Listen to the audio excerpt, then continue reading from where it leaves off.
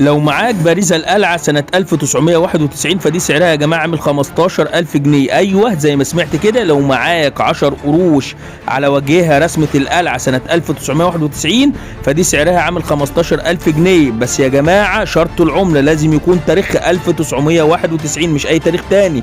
العملات اللي موجودة مع كل الناس تاريخها 1992. كلامي واضح، لو معاك عملة 1992 أو باريزة 1992 القلعة ملهاش أي لازمة. العملة المطلوبة لابد انه يكون تاريخها 1991. فلو معاك بنفس المواصفات بالظبط فبجد يا حظك هناك دي سعرها وصل ل 15,000 جنيه. بس قبل ما اقول لك ايه المواصفات اللي فيها اللي خلتها بالسعر ده، بطلب من حضرتك لو انت لسه اول مره بتشوفنا على قناه اليوتيوب تعمل لنا اشتراك في القناه وتفعل زر الجرس وسبسكرايب على قناتنا على اليوتيوب. اما لو انت بتشوفنا على الفيسبوك فتعمل لنا لايك وشير ومتابعه. اما لو انت بتشوفنا على الفيسبوك فبطلب من حضرتك ان انت لو عاوز ارقام الواتس ممكن تاخدها من على قناه اليوتيوب الربح المضمون. وكمان هجيب لكم 4 اماكن لبيع العملات بالتفصيل تشوفوها في اخر الفيديو.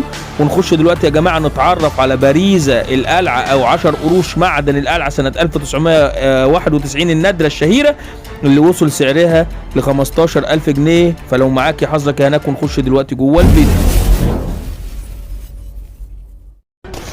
السلام عليكم ورحمة الله وبركاته. رجعنا لكم مرة أخرى أصدقاء المشاهدين المتابعين لقناتنا.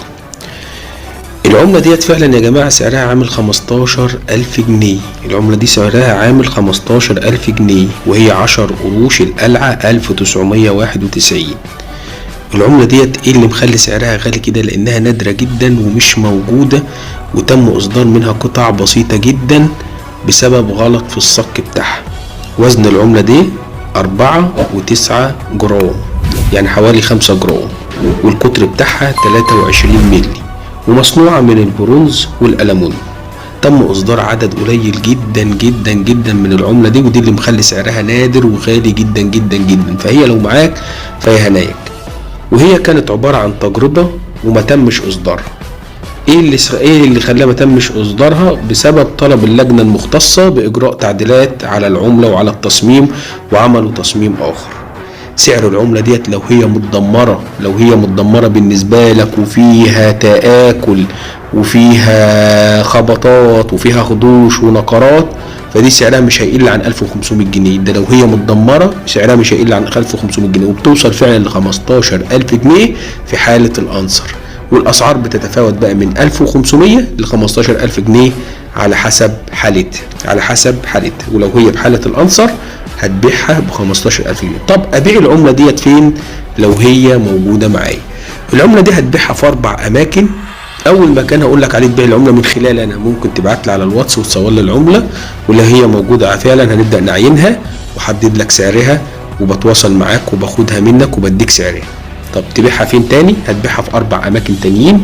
اول مكان ان انت ممكن تبيعها من خلال الاسواق الحرة اللي موجودة عندنا في وسط البلد، تمام، اللي هي موجودة في سوق ديانة بالنسبة لنا في وسط البلد سوق الجمعة، او تبيعها في الاسكندرية. مكانين تبيعهم في الاسواق الحرة، وهسيب لك الاماكن بالتفصيل والعناوين بتاعتهم في الرابط اسفل الفيديو. يا اما تبيعها من خلال الجروبات اللي هي معمولة على الفيسبوك اللي بيتم عرض عليها العملات وبيتم عمل مزادات عليها، وهسيب لك برضو رابط لجروب مهم جدا جدا ومشهور بالمزادات. تحط بمجرد ما انت هتحط العملة دي عليه هيتباع في لحظة.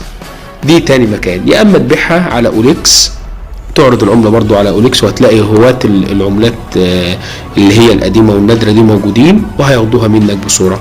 رابع مكان ان انت تبيعها على المتاجر الالكترونية اللي مخصصة لبيع العملات النادرة والشحيحة. زي ايه مثلا؟